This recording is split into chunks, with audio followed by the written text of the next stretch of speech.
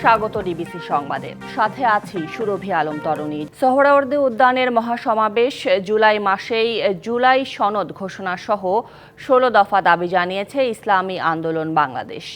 পাশাপাশি সমাবেশে জুলাই হত্যার বিচার, সংস্কার ও সংখ্যানুপাতিক পদ্ধতিতে নির্বাচনের ডাক দেন দলটির নেতারা। এতে একাত্মতা জানান জামায়াত, এনসিপি, গণ অধিকারের নেতারা। এ সময় জামায়াতের সেক্রেটারি জেনারেল বলেন, পিআর পদ্ধতি ছাড়া দেশের মানুষ নির্বাচন গ্রহণ করবে না। রাজধানীর ঐতিহাসিক সোহরাওয়ার্দী উদ্যান 3 দফা দাবি নিয়ে মহাসমাবেশ ডাকে ইসলামী আন্দোলন বাংলাদেশ। সেই আয়োজনে সকাল থেকেই আসতে থাকে নেতাকর্মীরা। 10টায় কোরআন তেলাওয়াতের মাধ্যমে শুরু হয় সমাবেশের প্রথম পর্ব। দুপুরে মাঠে জোহরের নামাজ আদায় করে দ্বিতীয় পর্ব শুরুর আগেই তৌহিদি জনতায় কানায় কানায় পূর্ণ হয় ময়দান। সমাবেশে যোগ দেয় জামাত ইসলামী, এনসিপি, গণ অধিকার পরিষদ, এবি পার্টি সহ বেশ কয়েকটি রাজনৈতিক দল। তাদের বক্তব্য ইসলামী আন্দোলন বাংলাদেশের 3 দফার সাথে একাত্মতা জানিয়ে বলেন, সবাই ঐক্যবদ্ধ থাকলে আর কোনো ফ্যাসিস্ট সামনে দাঁড়াতে পারবে না। দু একটি দলের উপরে ভিত্তি করে দু একটি দলের কথায় সংস্কারের নকশায় পরিবর্তন আনা যাবে না। আগামীর বাংলাদেশের সংসদে আমরা যদি আসলে জনগণের প্রতিনিধিত্ব চাই, তাহলে আগামীতে এই পিআর নিয়ে আমাদের আরো জোরসোরে ভাবতে হবে।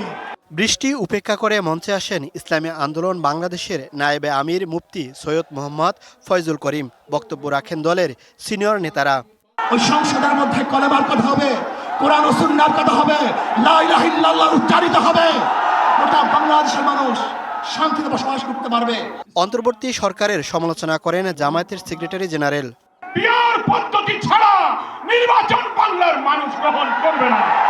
আগামী 8-10 মাস পরে যদি নির্বাচন হয়, আপনি সোজা থাকবেন কিনা, আপনাকে এই 8 মাসে নিরপেক্ষতার প্রমাণ আপনাকে দিতে হবে। সংবিধান মিনি স্বৈরাচার তৈরি হয়েছে, তাই প্রয়োজনীয় সংস্কারের পক্ষে মত দেন ইসলামী আন্দোলন বাংলাদেশের আমির। কারো ভোট যাতে অবমূল্যায়ন না হয় সেই ব্যবস্থা করতে হবে। তাই আগামী নির্বাচনে সংসদের উভয় কক্ষে অবশ্যই পিআর পদ্ধতিতে নির্বাচন দিতে হবে। ইসলামী আন্দোলন বাংলাদেশের এ সমাবেশ ইসলামী দলগুলোর ঐক্য আরও মজবুত করবে। পাশাপাশি ইসলামী দলগুলোর ভোট এক বাক্সে আসবে, এমনটি প্রত্যাশা করছেন দলটির নেতাকর্মীরা। এছাড়া তারা ছাপ জানিয়ে দিয়েছেন, পিআর পদ্ধতি ছাড়া কোনো নির্বাচন নয়। Mohaiminul Khan Apu, DBC news, Dhaka. সংখ্যানুপাতিক এবং স্থানীয় নির্বাচনের দাবিকে নির্বাচন পেছানোর ষড়যন্ত্র হিসেবে দেখছে বিএনপি, এমন মন্তব্য করেছেন দলটির স্থায়ী কমিটির সদস্য সালাউদ্দিন আহমেদ। শনিবার সন্ধ্যায় আন্তর্জাতিক মাতৃভাষা ইনস্টিটিউটে যুদ্ধের ময়দান থেকে রাষ্ট্রের প্রধান জিয়াউর রহমান শীর্ষক স্মারক প্রকাশনা ও আর্কাইভ উন্মোচন অনুষ্ঠান শেষে সাংবাদিকদের প্রশ্নের জবাবে তিনি একথা বলেন। জানান, যে কোনো দল সংখ্যানুপাতিক চাইতেই পারে, কিন্তু কমিশনে আলোচনায় এ বিষয়ে কোনো ঐকমত্য পায়নি বিএনপি। বাংলাদেশের বাস্তবতায় সংখ্যানুপাতিক পদ্ধতি উপযুক্ত নয়, তাই বিএনপি এটা প্রত্যাখ্যান করেছে বলে মন্তব্য করেন তিনি। সেই পিআর পদ্ধতির নির্বাচনের মধ্যে আমরা কোনো ঐকমত পাইনি। তাছাড়া বাংলাদেশে এই আনুপাতিক হারে নির্বাচনের জন্য কোনো ইতিহাস নাই। যারা স্থানীয় সরকারের নির্বাচন জাতীয় সংসদের নির্বাচনের আগে চায়, তাদের একটি উদ্দেশ্য আছে, হয় নির্বাচন বিলম্বিত করা অথবা বাংলাদেশের নির্বাচন না হওয়া। বাংলাদেশে অর্থনীতি নিয়ে যে সৃজনশীলতা ছিল তা 17 বছরে ধ্বংস করা হয়েছে বলে মন্তব্য করেছেন বিএনপি স্থায়ী কমিটির সদস্য আমির খসরু মাহমুদ চৌধুরী। আর দলটির আরেক নেতা রুহুল কবির রিজভী বলেছেন, দেশের অর্থনৈতিক অবস্থা খারাপ, অন্তর্বর্তী সরকারকে সেদিকে মনোযোগী হতে হবে। ঢাকা ও সিলেটে আলাদা অনুষ্ঠানে এসব কথা বলেন তারা। শনিবার দুপুরে সিলেটের মেন্দিবাগ এলাকার জালালাবাদ গ্যাস অডিটোরিয়ামে সিলেট বিজনেস ডায়ালগ অনুষ্ঠানে প্রধান অতিথি ছিলেন বিএনপি নেতা আমির খসরু মাহমুদ। বলেন, ব্যবসাকে রাজনীতির বাইরে রাখতে হবে, তবে ফ্যাসিস্ট মুক্ত করাও জরুরি। বাংলাদেশের মানুষের যে উৎপাদনশীলতা, সৃজনশীলতা অর্থনীতিকে নিয়ে, সেটাকে ধ্বংস করে দেওয়া হয়েছে। সেটাকে আবার পুনরুদ্ধার করতে হবে। অর্থনীতিকে পুনরুদ্ধার করতে হলে ব্যবসায়ীদের ভূমিকা সবচেয়ে বেশি। বিএনপি ক্ষমতায় গেলে মাসে 1 লাখ মানুষের কর্মসংস্থানের ব্যবস্থা করারও আশ্বাস দেন তিনি। আগামী দিনের বাংলাদেশে আমরা যে পরিবর্তনের কথা বলছি, আমূল পরিবর্তন। 24-এর গণ-অভ্যুত্থানের কর্মসূচির প্রস্তুতি উপলক্ষে চীন মৈত্রী সম্মেলন কেন্দ্র পরিদর্শন করেন বিএনপি নেতা রুহুল কবির রিজভী ও শহীদ উদ্দিন চৌধুরী। দেশের অর্থনীতির করুণ অবস্থার কথা তুলে ধরে রিজভী বলেন, অন্তর্বর্তী সরকারকে এ বিষয়ে মনোযোগ দিতে হবে। সরকারের যে ত্রুটি বিচ্যুতি আছে সেটা সমালোচনা করব, কিন্তু যে কয়দিন তারা আছেন তারা যাতে এদেশের মানুষের কল্যাণে সামগ্রিক উন্নতি এবং তাদের উন্নত ভবিষ্যৎ নিশ্চিত করার জন্য তারা কাজ করে যাবেন। যুগ্ম মহাসচিব শহীদ উদ্দিন চৌধুরী এ নিয়ে আশা প্রকাশ করেন, দ্রুত শেখ হাসিনার দৃশ্যমান বিচার ও সংস্কার কাজ শেষ করে ফেব্রুয়ারির মধ্যে নির্বাচন অনুষ্ঠিত হবে। জনগণের প্রত্যাশা অনুযায়ী জনগণের সরকার নির্বাচিত হবে। Bijoy Kumar Das, DBC news, Dhaka. Mafia চক্র এখনও দেশের ব্যবসা বাণিজ্য কুক্ষিগত করে নিয়ন্ত্রণ করছে বলে মন্তব্য করেছেন এনসিপি নেতা সার্জিস আলম। আর ক্ষুদ্র উদ্যোক্তাদের সাথে প্রধান উপদেষ্টার দূরত্ব তৈরি হয়েছে বলে মত দলটির আরেক নেতা নাসির উদ্দিন পাটোয়ারির। আন্তর্জাতিক অতি ক্ষুদ্র ও মাঝারি উদ্যোগ দিবসে উদ্যোক্তাদের নিয়ে ন্যাশনাল এসএমই অ্যাসোসিয়েশনের আয়োজন। এতে দেশের এসএমই খাতের নানা সাফল্য, প্রতিবন্ধকতা এবং সম্ভাবনার কথা তুলে ধরেন উদ্যোক্তারা। অনুষ্ঠানে যোগ দিয়ে এনসিপির মুখ্য সংগঠক সার্জিস আলম বলেন, মাফিয়ারা এখনও দেশের বাণিজ্য খাতকে কুক্ষিগত করে রেখেছে, আর এ মাফিয়ারা অর্থের মাধ্যমে ভোটের রাজনীতিও নিয়ন্ত্রণ করে। অল্প কিছু মানুষের কম্বিনেশনে একটা মাফিয়াদের এম্পায়ার হয়, যেই এম্পায়ারে আমাদের যারা যোদ্ধা এমএসএমইর সাথে সম্পৃক্ত, তাদের প্রবেশ করার যে দরজাটা, সেই দরজাটাই আসলে বন্ধ করে রাখা হয়। এই কালচারটা থেকে আমাদের বের হয়ে আসার জন্য আমাদের একটা চক্রের বিরুদ্ধে ফাইট করতে হবে। ক্ষুদ্র উদ্যোক্তাদের সাথে কাজ করে নোবেল শান্তি পুরস্কার পেলেও এখন আর প্রধান উপদেষ্টা তাদের পক্ষে নেই বলে মন্তব্য করেন এনসিপির মুখ্য সমন্বয়ক নাসির উদ্দিন পাটোয়ারি। এবং যারা ক্ষুদ্র মাঝারি উদ্যোক্তা, যেটার বিনিময়ে উনি বিক্রি করে হলো একটি নোবেল পাইল, এবং উনি আজকে সরকারে রয়েছে, অথচ সরকারে গিয়ে বর্তমান প্রধান উপদেষ্টা হয়ে সেই সকল সোশ্যাল বিজনেসম্যান যারা উদ্যোক্তা রয়েছে তাদের কথাই তুমি আজকে ভুলে গেলেন। তো ক্ষমতার পাওয়ারে গিয়ে আপনি যেই জায়গা থেকে রুট থেকে এসেছেন, আপনার সেটাকে মনে রাখতে হবে। এনসিপি ক্ষমতায় গেলে গত 15 বছরে যারা ক্ষুদ্র ও মাঝারি প্রতিষ্ঠানকে দাঁড়াতে দেয়নি, স্বাধীন কমিশন গঠন করে তাদের বিচার করা হবে বলেও জানান দলটির নেতারা। দৃষ্টান্তমূলক বিচার করুন। Sultana Swarna, DBC news, Dhaka. প্রধান উপদেষ্টার সাথে সিইসির সাক্ষাতে কি বিষয়ে আলোচনা হয়েছে তা সরকার বা ইসি না জানানোয় তৈরি হয়েছে কৌতূহল। ওই সাক্ষাতের বিষয়বস্তু প্রকাশের দাবি তুলেছে বিএনপি। নির্বাচন কমিশন বলছে, সৌজন্য সাক্ষাতে ভোট নিয়ে কথা হয়ে থাকতেই পারে। এদিকে ঐকমত্য কমিশনের সদস্য ডক্টর বদিউল আলম মজুমদার বলছেন, নানা দিক বিবেচনায় বৈঠকটির গুরুত্ব রয়েছে। লন্ডনে ডক্টর মোহাম্মদ ইউনুস ও তারেক রহমানের বৈঠকের পর যৌথ ঘোষণা এলেও সরকারের সাথে আলোচনার পর নির্বাচনের সম্ভাব্য সময় ধারণা পাওয়া যাবে। সিইসির এমন বক্তব্যের 12 দিনের মাথায় গেল বৃহস্পতিবার সরকার প্রধানের সাথে সাক্ষাৎ করেন প্রধান নির্বাচন কমিশনার। বৃহস্পতিবার বিকেলে রাষ্ট্রীয় অতিথি ভবন যমুনায় প্রধান উপদেষ্টার সাথে সিইসির বৈঠককে সৌজন্য সাক্ষাৎ বলে জানিয়েছেন প্রধান উপদেষ্টার দপ্তর। তবে সরকার বা ইসি কারো পক্ষ থেকে বৈঠকের বিষয়বস্তু নিয়ে কিছুই জানানো হয়নি, আর এ নিয়ে জনমনেও তৈরি হয়েছে কৌতূহল। এমন পরিস্থিতিতে শুক্রবার এই সাক্ষাতের বিষয়বস্তু প্রকাশের দাবি জানান বিএনপি স্থায়ী কমিটির সদস্য সালাউদ্দিন আহমেদ। লন্ডন বৈঠকের সম্মতভাবে যেটা সিদ্ধান্ত হয়েছে, ফেব্রুয়ারি 2026-এর প্রথমার্ধে নির্বাচন অনুষ্ঠানের জন্য সবাই এখন আমরা ধারণা করে নিচ্ছি, মাননীয় প্রধান উপদেষ্টা হয়তো তার মেসেজটি প্রধান নির্বাচন কমিশনারকে জানিয়েছেন। যদি উভয় পক্ষ থেকে বিষয়টি পরিষ্কার করা হয় জাতির সামনে, তাহলে আমরা আশ্বস্ত হব। এ বিষয়ে জানতে চাইলে নির্বাচন কমিশনার আব্দুর রহমানেল বলেন, সরকার প্রধান ও সিইসির সৌজন্য সাক্ষাতে নির্বাচনের বিষয়ে কথা হয়ে থাকতেই পারে। এটা সৌজন্য সাক্ষাৎ। সেকেন্ড হচ্ছে যে সৌজন্য সাক্ষাৎ হলো যে নির্বাচনের বিষয়ে আলাপ হয়েছে, যে নির্বাচনের অগ্রগতি কি পর্যায়ে। আমার মনে হয়, এটা আমার ধারণা করি যে নির্বাচন এই পর্যন্ত আমরা কি স্টেপ নিয়েছি, কি পর্যায়ে আছে নির্বাচনে, মানে কাজের অগ্রগতি। এদিকে জাতীয় ঐক্যমত্য কমিশনের সদস্য ডক্টর বদিউল আলম মজুমদারের মতে একান্ত এই বৈঠকের গুরুত্ব অনেকগুলো বিষয় যেগুলোতে এখন সরকার ও নির্বাচন কমিশনকে অগ্রসর হতে হবে এবং অনেক ক্ষেত্রে একত্রে কাজ করতে হবে। নির্বাচন কমিশন একটা সাংবিধানিকভাবে স্বাধীন প্রতিষ্ঠান, তারা সরকারের অংশ নয়, তাই সরকার তাদেরকে নির্দেশ দিতে পারে না, যদিও কিছু ক্ষেত্রে তাদেরকে অনুরোধ করতে পারে, যেমন স্থানীয় সরকার নির্বাচনের দায়িত্ব সরকারের উপরে, স্থানীয় সরকার মন্ত্রণালয়ের উপরে, সে ব্যাপারে তারা নির্বাচন কমিশনকে অনুরোধ করতে পারে। গেল 6 জুন জাতির উদ্দেশ্যে দেওয়া ভাষণে আগামী এপ্রিলের প্রথমার্ধে যে কোনো দিন নির্বাচন হতে পারে বলে আভাস দেন প্রধান উপদেষ্টা। এক সপ্তাহের মাথায় 13 জুন লন্ডনে প্রধান উপদেষ্টার সাথে বিএনপির ভারপ্রাপ্ত চেয়ারম্যান তারেক রহমানের বৈঠকের পর আগামী ফেব্রুয়ারিতে নির্বাচন হতে পারে বলে যৌথ ঘোষণা দেয়া হয়। নূপুর মাহমুদ, ডিবিসি নিউজ, ঢাকা। এখন তুমিও পেতে পারো আমার মতন সফট আর গ্লোয়িং স্কিন আর 3 ভর সুরভিত আত্মবিশ্বাসের গ্যারান্টি তিব্বত লাক্সারি সোপ, বাংলাদেশের রূপ। অচলাবস্থা নিরসনে প্রধান উপদেষ্টার হস্তক্ষেপ চেয়েছেন আন্দোলনরত এনবিআর কর্মকর্তারা। সংস্থাটির চেয়ারম্যানকে বহাল রেখে অর্থ উপদেষ্টার সাথে আলোচনায় যেতে চান না তারা। আন্দোলনকারীরা সংবাদ সম্মেলনে অভিযোগ করেন, চেয়ারম্যান তাদের সরকারের মুখোমুখি দাঁড় করিয়ে দিয়েছেন।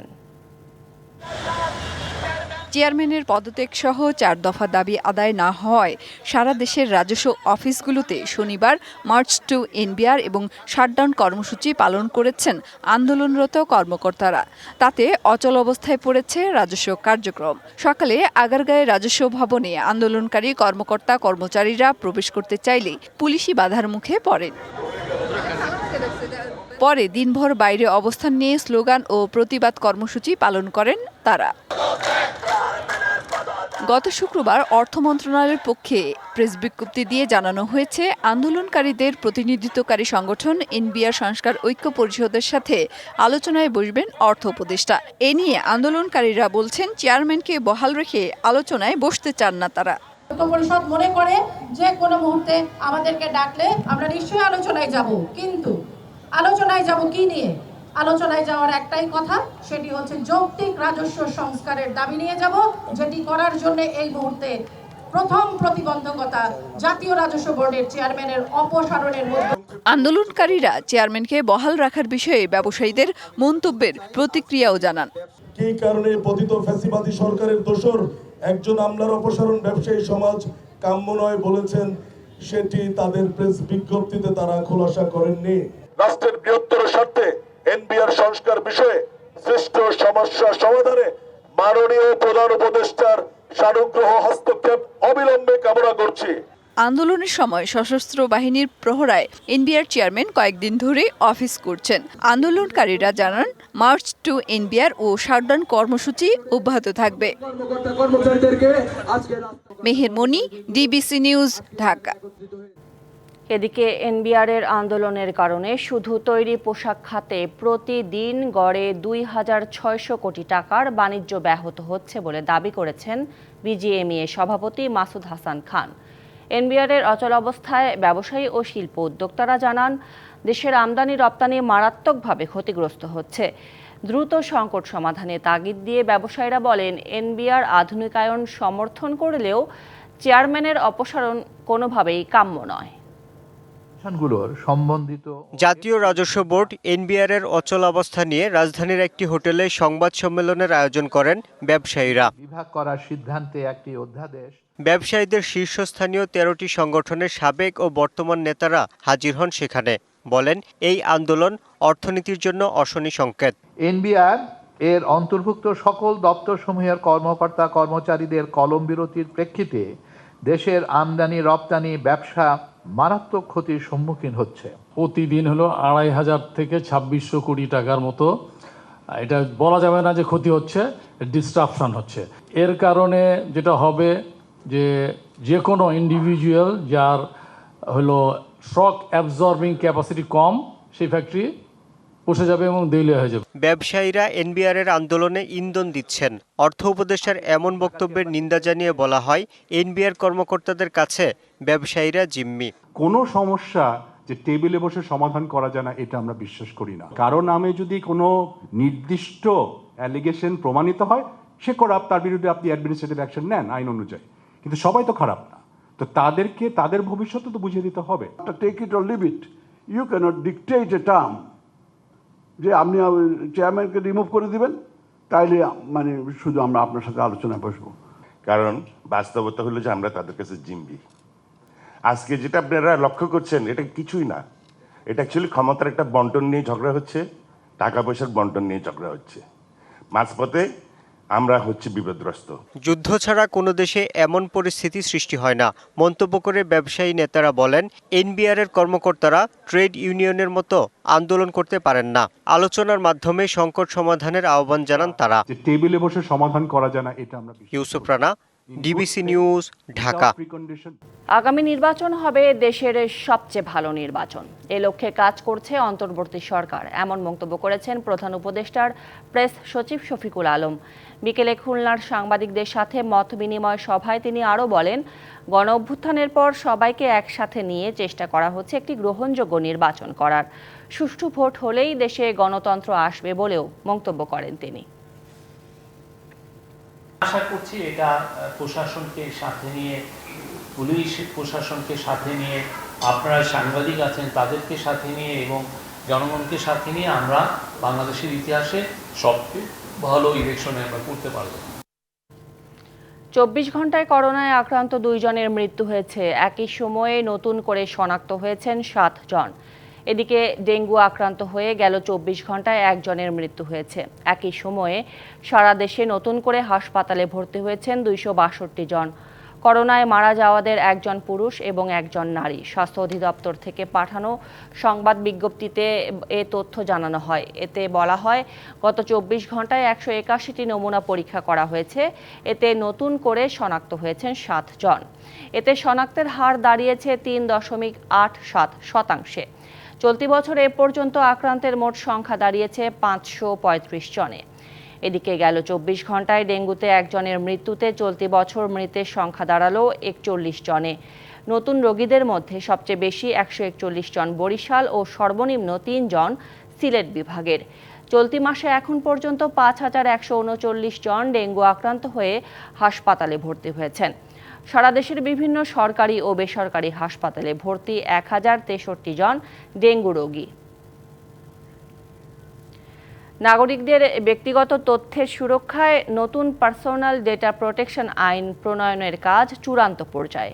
একথা জানিয়েছেন প্রধান উপদেষ্টার ডাক, টেলিযোগাযোগ ও তথ্য প্রযুক্তি বিষয়ক বিশেষ সহকারী ফয়েজ আহমেদ তৈয়ব।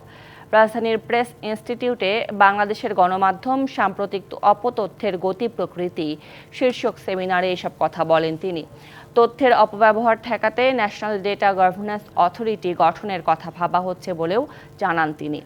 বলেন, সরকার এমন একটি আইনি কাঠামো গড়ে তুলতে যাচ্ছে যেখানে ব্যক্তিগত তথ্যের স্পষ্ট শ্রেণীবিন্যাস থাকবে।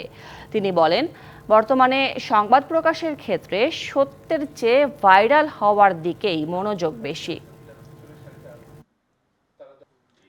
বাংলাদেশের কোটি কোটি মানুষের তথ্য ডার্ক ওয়েবে পাওয়া যায়। এই ডার্ক ওয়েব দিয়ে নির্বাচনে যতটা জালিয়াতি আপনারা আশা করছেন তার চেয়ে অনেক বেশি জালিয়াতি হতে পারে। এই ঝুঁকিগুলোকে ওভারকাম করার জন্য একটা ডেটা প্রোটেকশন অ্যাক্ট নিয়ে কাজ করছি। ভাইরাল করার একটা টেন্ডেন্সি আছে, এই টেন্ডেন্সি থেকে যদি মুক্তি না পান তাহলে আমার মনে হয় বাংলাদেশের মিডিয়া তারা অবধারিতভাবে ডিক্লাইন করার পথে হাঁটবে। চট্টগ্রাম বন্দরের এনসিটি টার্মিনাল বিদেশিদের ইজারা দেয়া এবং রাখাইনে মানবিক করিডর দেওয়ার সিদ্ধান্ত প্রত্যাহার না করলে হরতাল, অবরোধ সহ কঠোর কর্মসূচিতে যাবে সাম্রাজ্যবাদ বিরোধী দেশপ্রেমী জনগণ প্ল্যাটফর্ম। অন্তর্বর্তী সরকার সংস্কার ও নির্বাচনের পথে না হেঁটে এখতিয়ার বহির্ভূত কাজ করছে বলে অভিযোগ তাদের। 2 দিনের রোড মার্চ শেষে চট্টগ্রাম বন্দর অভিমুখে বিক্ষোভ ও সমাবেশে এসব কথা জানান নেতারা। চট্টগ্রাম বন্দরের এনসিটি টার্মিনাল বিদেশিদের ইজারা দেওয়ার প্রতিবাদে মায়ানমারের রাখাইনে মানবিক করিডোর ও আকাশ নেটওয়ার্ক স্টারলিংকে দেওয়ার চুক্তি বাতিলের দাবিতে সাম্রাজ্যবাদ বিরোধী দেশপ্রেমী জনগণ প্ল্যাটফর্মে ডাকা রোড মার্চ চট্টগ্রামে পৌঁছায় শনিবার বিকেলে। পরে নগরীর বারিক বিল্ডিং মোড় থেকে যাত্রা শুরু হয় বিক্ষোভ মিছিলের। বন্দর অভিমুখে এই যাত্রায় অংশ নেয় বামপন্থী বিভিন্ন সংগঠনের হাজারো নেতাকর্মী। একটি স্বয়ংসম্পূর্ণ বন্দর হিসেবে এনসিটিতে নতুন বিদেশি বিনিয়োগের সুযোগ নেই উল্লেখ করে আন্দোলনকারীরা এর পেছনে মার্কিন সাম্রাজ্যবাদী চক্রান্ত আছে এমন অভিযোগ করেন। আমরা বাংলাদেশের জনগণ এটা কোনোভাবে হতে দিতে পারি না। আমরা মনে করি অবিলম্বে এই বন্দর দেওয়ার যে সিদ্ধান্ত সেটা বাতিল করতে হবে। মানবিক করিডোর দেওয়ার যে সিদ্ধান্ত সেই সিদ্ধান্ত থেকে সরে আসতে হবে। প্রয়োজনীয় সংস্কার ও নির্বাচনের পথে না হেঁটে অন্তর্বর্তী সরকার এখতিয়ার বহির্ভূত কাজ করছে বলেও অভিযোগ নেতাদের। যতটুকু সংস্কার প্রয়োজন তা করে একটা নির্বাচন দেবে, কিন্তু ইউনূস সরকার সে পথে হাসছেন না। তার এখতিয়ার বহির্ভূতভাবে এই বন্দর লিজ দিতে যাচ্ছে রাখাইনে করিডোর দিয়ে মার্কিন সাম্রাজ্যবাদী যুদ্ধ চক্রান্ত। সেই চক্রান্তে বাংলাদেশকে জড়ানোর পায়তারা করেছে। জুলাই থেকে আগস্টের ৫ তারিখের মধ্যে সরকার এই সিদ্ধান্ত থেকে সরে না আসলে কঠোর আন্দোলনের হুঁশিয়ারি তাদের। আমাদের যে লাভজনক বন্দর সেইটাকে সে বিদেশি কোম্পানিকে ইজারা দেওয়ার চেষ্টা করছে। আমরা মনে করি এটা আমাদের সার্বভৌমত্ব বিরোধী হবে এবং অপ্রয়োজনীয় অযৌক্তিক। সমাবেশের এক পর্যায়ে সংঘর্ষে জড়ায় উদীচী ও ছাত্র ইউনিয়নের দুই পক্ষ। পাল্টাপাল্টি হাতাহাতি সংঘর্ষ চলে বেশ কিছুক্ষণ। লীগের দালাল তারা লীগের পথে হাঁটতেছে, লীগের মতো করে চলতেছে। আমরা উদীচী যখন লীগের মতো করে চলতেছে, তাদের বক্তব্য লীগের মতোই। তারপর আমি এই কথাটা বলার কারণে দেখেন আমাকে উদীচীর সদস্যরা কি করছে মেরে। যে ছাত্র সংগঠনগুলো আছে সবাই মনক্ষুণ্ণ হয়েছে এবং আমরা যে এটার অংশ, এই অংশের মতো উদীচী এই ধরনের কথাবার্তা বলাই আমরা মারাত্মক তাদের প্রতি ঘৃণা জ্ঞাপন করছি। Mujibul Haque, DBC news, Chattogram. Bangladesh test দলের অধিনায়কত্ব ছাড়লেন নাজমুল হোসেন শান্ত। কলম্বোতে শ্রীলঙ্কার বিপক্ষে সিরিজের শেষ টেস্টের পর প্রেস কনফারেন্সে এই সিদ্ধান্ত নিয়েছেন তিনি। জানিয়েছেন দলের ভালোর জন্যই নিয়েছেন এমন সিদ্ধান্ত। আমি বাংলাদেশ দলের অ্যাজ এ টেস্ট ক্যাপ্টেন হিসেবে স্টেপ ডাউন করছি। কদিন ধরেই ক্রিকেট পাড়ায় গুঞ্জন, টেস্টে অধিনায়কত্ব করতে চান না নাজমুল হোসেন শান্ত। শ্রীলঙ্কা সিরিজে সেই গুঞ্জনে লাগে জোর হাওয়া। অবশেষে সত্যি হলো গুঞ্জনটাই। কলম্বোতে শ্রীলঙ্কার বিপক্ষে 2 ম্যাচের টেস্ট সিরিজ শেষে টেস্ট অধিনায়কত্ব ছাড়লেন নাজমুল হোসেন শান্ত। কিছুদিন আগেও 3 ফরম্যাটেই নেতৃত্বের ভার ছিল শান্তর কাঁধে। হঠাৎই যেন সব এলোমেলো। ব্যাটিংয়ে মনোযোগ দিতে ছাড়েন টি-20-র দায়িত্ব। মে মাসে ক্যাপ্টেন্সি দেয়া হয় লিটন দাসকে। আর গেল 12 জুন শান্তকে সরিয়ে ওয়ানডে দলের অধিনায়ক করা হয় মেহেদী হাসান মিরাজকে। অভিমান থেকেই কি এমন সিদ্ধান্ত শান্তর?